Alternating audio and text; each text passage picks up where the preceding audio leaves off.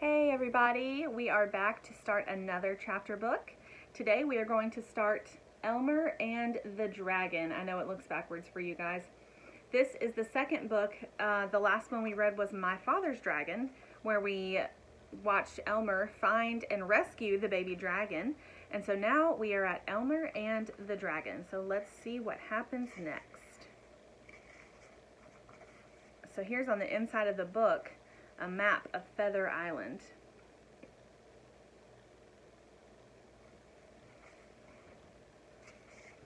Chapter 1, Tangaria. There's Elmer riding on the baby dragon. Into the evening sky flew Elmer Elevator aboard the gentle baby dragon, leaving Wild Island behind forever. Elmer, who was 9 years old, had just rescued the dragon from the ferocious animals who lived on the island. An old alley cat told him how the dragon had been hurt when he fell from a cloud onto the island, and how the wild animals had made him their miserable prisoner. Elmer, feeling sorry for the dragon and also hoping to fly on his back, had set off to the rescue. Now the dragon was free and happy and grateful, and he said, "Elmer, you were wonderful to come all the way to Wild Island just to rescue me. I'll never be able to thank you enough." "Oh, that's all right," said Elmer. "Flying on your back makes all my trouble worthwhile." "Then I'll take you on a trip. Where would you like to go?" "Everywhere," said Elmer. "The trouble is that I ran away 10 days ago to rescue you, and I guess I ought to be getting home." "Well, at least I can fly you there." "That would be swell," said Elmer, peering over the dragon's side. "Let's rest tonight down there on Tangaria Island and start the trip tomorrow." "Fine," said the dragon, swooping down and landing beneath a tree on the beach of Tangaria. Elmer slid down and took off his knapsack. "You're beautiful," he said, admiring the dragon's blue and yellow stripes, his red horn and eyes, his great long tail, and especially his gold-covered wings, shining in the faint moonlight. "It's very kind of you to say so," said the dragon, suddenly feeling very hungry. "What's there to eat around here?" "Tangerines all over the place," said Elmer, picking one and peeling it for the dragon. "Phew, phew! What a terrible taste!" choked the dragon, spitting out the tangerine as hard as he could. "What do dragons eat?" asked Elmer. There's a picture of Elmer trying to feed the dragon a tangerine. What do you think dragons eat? "I used to enjoy the skunk cabbages and the ostrich ferns on Wild Island, but I don't see any here," said the dragon, looking anxiously up and down the empty beach. "Maybe you'd like the tangerine peelings," suggested Elmer. The dragon closed his eyes and carefully bit off a small corner of a piece of a peel. Then he jumped up yelling, "Why, they're delicious!" I think he's happy about eating that tangerine peel. So Elmer and the dragon ate 19 tangerines, Elmer the insides and the dragon the peels.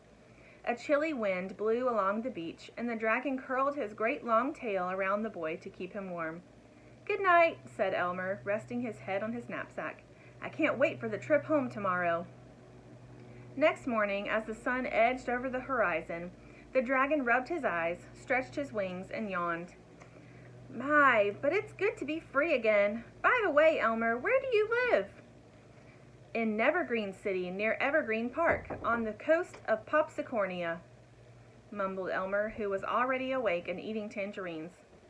"I hope you know how to get there," said the dragon. "Don't you?" asked Elmer. "No, don't you?" asked the dragon.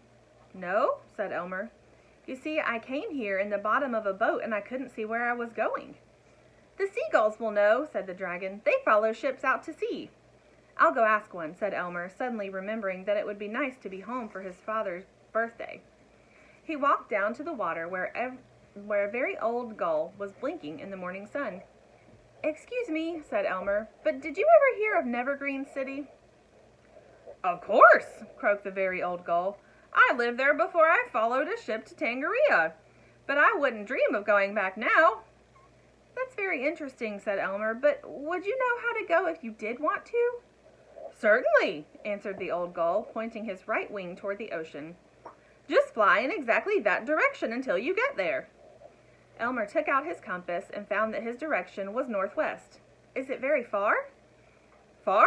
I should say so. Well, thanks a lot, said Elmer. I'm kind of worried, said the dragon. Suppose we never find it. So here's Elmer talking to the seagull and then flying on the dragon's back.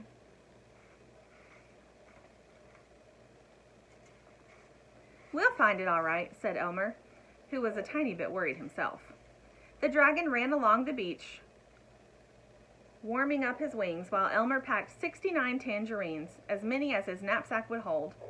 Besides the tangerines, he had in his knapsack all sorts of things left over from the rescue, including 7 pink lollipops, which he was saving for an emergency, half a package of rubber bands, 3 sticks of chewing gum, a very good jackknife, and a burlap bag. Of course, he kept his compass in his pocket where it would be handy, and he wore his black rubber boots. Are you ready? Asked Elmer. Jump on, said the dragon. Elmer clambered onto the dragon's back and took one last look at Tangaria and the blue and white waves skipping in from the cold ocean onto the sandy beach. There's Elmer going through his knapsack again to make sure he has everything.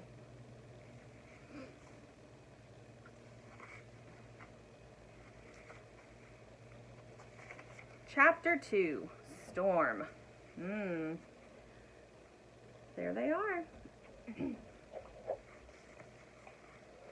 They flew all morning, high above the endless blue and white waves. Elmer sat feeling the wind on his face, listening to the whir of the dragon's wings, and watching the compass to make sure they were going in the right direction. I see a rock down there, said the dragon in the late afternoon. Let's rest a bit. Good idea, said Elmer. The dragon circled down to the rock, landing on all 4 feet. Elmer unpacked 11 tangerines as he and the dragon ate, and they watched the sky form in blue-gray and then to dark gray. Looks like a storm, said Elmer. Yes, said the dragon. Do you think we better wait here or go on? If the wind's bad, the waves will wash right over this rock, said Elmer. But if we keep going, maybe we can fly away from the storm. Let's hurry on, said the dragon, and up they flew while the waves grew wider and wilder. I felt a drop of rain, said Elmer, looking up at the blackening sky. Suddenly, a ferocious wind rushed up from behind, pushing them forward faster and faster. Thunder crackled all around them, and cold, hard rain beat down upon them. I wish I had my raincoat, yelled Elmer.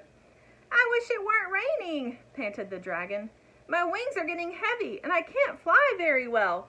Besides, I hate thunder. The wind blew harder, and the rain was colder. Elmer looked at his compass and cried through the rumbling storm, We're going in the wrong direction! I can't help it! The wind's too strong! I can't fight against it! Screamed the dragon. There they are in the storm. I think that would be pretty scary to fly in a storm, don't you think so? Elmer put away his compass and looked down at the thrashing spray. He could hear the dragon breathing hard, and he watched his wings beating slower and slower. He wondered how long the tired dragon could fly through the crashing storm. I can't go on, puffed the dragon, and he sank through the rain nearer to the cold, wild water. Elmer shut his eyes and held on as hard as he could, trying not to cry or think about home. I'm sorry, huffed the dragon, that I couldn't keep my promise. Oh, it's all right. You did your best, sobbed Elmer, and then the dragon sank lower, closer to the water. Splash. Elmer, we're safe! I landed on sand, yelled the dragon. But don't get off because the water's up to my knees. Elmer opened his eyes and looked around, but it was too dark to see anything. Are you very uncomfortable? He screamed above the noise of the storm. It's not too bad, shrieked the dragon, but I think the water's getting deeper. Gosh, maybe you're sinking in quicksand. No, I don't think so. Anyway, where else can I go? We'll just have to wait here. Why don't you take a nap? I can sleep standing up, you know. A nap in the middle of the ocean in the middle of a storm? Why not? There's nothing else to do. There's Elmer sitting on the dragon's back, and you can see the water coming up right here to his knees. So Elmer lay down along the dragon's back, and they both were so tired that they fell asleep while the thunder boomed all around them. Elmer! Elmer! My stomach's underwater! Cried the dragon, suddenly waking up an hour later. Elmer looked around. The storm was nearly over, but all he could see was drizzly rain and the water lapping against the dragon's stomach. Poor dragon, would you like a pink lollipop? Asked Elmer, deciding this was the real emergency. I'd rather have a cup of hot milkweed milk, but I guess a lollipop would help, said the dragon. Elmer unpacked one for himself and one for the dragon, and then carefully crawled along the dragon's neck until he could put the lollipop into his mouth. It does help a little, shivered the dragon. As they were sucking their pink lollipops in the middle of the ocean, the drizzly rain turned into thick, thick fog, and then the water began to get shallower. My stomach's out of the water again, announced the dragon cheerfully. I know why the water goes up and down, exclaimed Elmer. It's the tide, and we're on a sandbar near some land. And just as soon as the fog lifts, we'll be able to see what kind of land it is. I hope it's dry land, said the dragon. All night the water got shallower and shallower, and Elmer and the dragon were too excited to sleep. Finally, as the sun rose, even the dragon's feet were out of water, and the fog began to rise. All right, friends, that's all for today. I'll see you back next time for chapters 3 and 4. Bye.